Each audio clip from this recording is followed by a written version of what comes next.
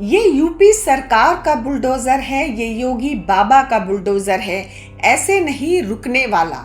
और ये हम नहीं कह रहे हैं, ये कह रही हैं सपा सांसद जियाउर रहमान बर्क के घर की सीढ़ियां, जिसे बुलडोजर से तोड़ दी गई हैं। सांसद के जिस मकान पर बुलडोजर की कार्रवाई की गई है वो बिना नक्शा स्वीकृत कराए गए हैं। ऐसा लगता है सांसद जियाउर रहमान की मुश्किलें कम होने का नाम नहीं ले रही हैं। पिछले कुछ घंटों में प्रशासन ने सपा सांसद बर्क के खिलाफ 5वीं कार्रवाई की है। छापेमारी, एफआईआर और बिजली कटौती के बाद सांसद के घर की सीढ़ियां बुलडोजर से तोड़ दी गई हैं। संभल से समाजवादी पार्टी के सांसद जियाउर रहमान बर्क के खिलाफ जिला प्रशासन का एक्शन लगातार जारी है। गुरुवार को बिजली काटने के बाद शुक्रवार को उनके घर पर बुलडोजर की कार्रवाई की गई। प्रशासन और नगर पालिका की टीम ने सांसद के घर के बाहर नालियों पर अवैध अतिक्रमण को ध्वस्त कर दिया। नाली के ऊपर बनी सीढ़ियों को तोड़ दिया गया। और अगर बात करें बिजली विभाग के एक्शन की, तो Uttar Pradesh power corporation limited यानी कि यूपीपीसीएल ने बर्क पर कथित बिजली चोरी का मामला दर्ज कर उन पर करीब 2 करोड़ रुपए का जुर्माना लगाया है और उनके पिता के खिलाफ गुरुवार को संभल में छापेमारी के दौरान निगम कर्मचारियों को कथित तौर पर धमकाने का मामला दर्ज किया है। यूपीपीसीएल के असिस्टेंट इंजीनियर विनोद कुमार गुप्ता ने कहा, यह जुर्माना तब लगाया गया जब यह पता चला कि उनके घर पर 4 किलोवाट कैपेसिटी वाले मीटर के मुकाबले 16 किलोवाट से ज़्यादा यूनिट का इस्तेमाल किया जा रहा था। हमने मौजूदा मीटर की जगह एक स्मार्ट मीटर लगाया है जिससे बिजली चोरी का पता चला। पिछले 6 महीनों से मौजूदा मीटर में 0 यूनिट रीडिंग दिखाई दे रही थी। चलिए अब आपको हम ये भी बता देते हैं कि क्या है यूपी में बिजली चोरी की सजा। उत्तर प्रदेश में बिजली चोरी एक दंडनीय अपराध है। इसके तहत भारी जुर्माना और सजा का भी प्रावधान है। बता दें कि विद्युत अधिनियम 2003 के तहत बिजली चोरी पकड़े जाने पर 24 घंटे के भीतर एफआईआर दर्ज करवाना अनिवार्य है। ऐसा न करने पर संबंधित अधिकारी के खिलाफ कार्रवाई की जाती है।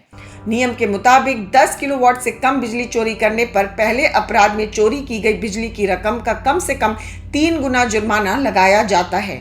वहीं दूसरी बार बिजली चोरी करते पकड़े जाने पर कम से कम 6 गुना जुर्माना लगाया जाता है। इसी तरह 10 किलोवाट से ज़्यादा बिजली चोरी करने पर पहले अपराध में कम से कम 3 गुना जुर्माना और दूसरे बार के अपराध में कम से कम 6 महीने से 5 साल तक की जेल और चोरी की गई बिजली की रकम का कम से कम 6 गुना जुर्माना लगाया जाता है।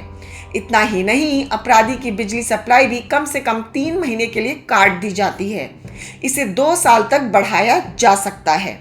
इधर संभल हिंसा मामले में अपने खिलाफ दर्ज मुकदमों को रद्द कराने के लिए सपा सांसद जियाउर रहमान बर्क ने इलाहाबाद हाई कोर्ट का दरवाजा खटखटाया है। याचिका में उन्होंने कहा कि वह एक पढ़े लिखे और शिक्षित सांसद हैं। आशंका जताई है कि पुलिस उन्हें कभी भी गिरफ्तार कर सकती है। उन्होंने अपनी गिरफ्तारी पर रोक लगाने की मांग की है, साथ ही मुकदमों को रद्द करने की गुहार लगाई है। संभल जिले में 24 नवंबर को कोर्ट के आदेश पर शाही जामा मस्जिद के सर्वेक्षण के दौरान दंगे भड़क गए थे। इसमें 5 लोगों की मौत हो गई थी। सीओ समेत लगभग 2 दर्जन लोग घायल भी हो गए थे। हिंसा के बाद पुलिस ने उपद्रवियों पर कई एफआईआर दर्ज की। इसमें से एक में सपा सांसद जियाउर रहमान बर्क और सपा से शहर विधायक इकबाल महमूद के बेटे सुहेल इकबाल को भी नामजद किया गया है। सांसद बर्क पर आरोप है कि उन्होंने भड़काऊ भाषण देकर भीड़ को उकसाया, जबकि सुहेल पर दंगाइयों को उकसाकर सीओ पर गोली चलवाने का आरोप है। तुर्क और पठान बिरादरी के नेताओं के बीच चल रही वर्चस्व की जंग में भी संभल बवाल के कारण तलाशे जा रहे हैं। पुलिस ने भी दावा किया है कि 2 बड़े नेताओं के भड़काने पर ही बवाल हुआ है। केस में दोनों को नामजद भी किया गया है। संभल में सपा सांसद जियाउर रहमान बर्क और सपा विधायक इकबाल महबूब के परिवारों के बीच लंबे समय से राजनीतिक वर्चस्व की जंग है। बर्क तुर्क बिरादरी से हैं और इकबाल महमूद पठान हैं। संभल में दोनों अपना अपना वर्चस्व कायम रखना चाहते हैं। खैर, उत्तर प्रदेश सरकार ने संभल में अतिक्रमण और बिजली चोरी के खिलाफ अभियान जारी रखा है।